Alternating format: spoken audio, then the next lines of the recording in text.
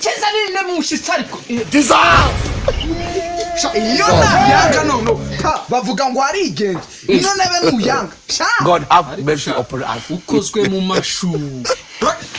tuzanye agicucu yesa na sha tera hariya tera bintu birate nimba ari bibye gatemura kazanye se murakore shika mu byicaro oyi yawe nankiraza muze yari yanje narishatse kukuzana yawe yenebe nankwaye ako gasuzuguru usigaye ufite ariko amabye ntabwo unyigenge kige nimburi imbwa ubu agiga data we unyisikisha wapi narindi kuvuga no mugabo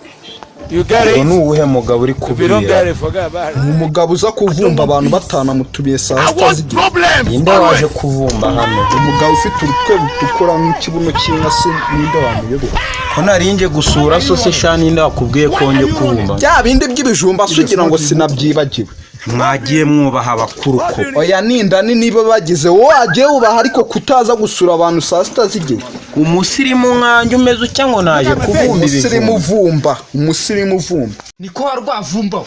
uribwa wivugisha amagambo gaje kuvumba yavumba ko yavumba ibyo nahinze ariko urambwira nabi wo karibwa nimerigwe kandi umaze gukura umva mubwire wa mase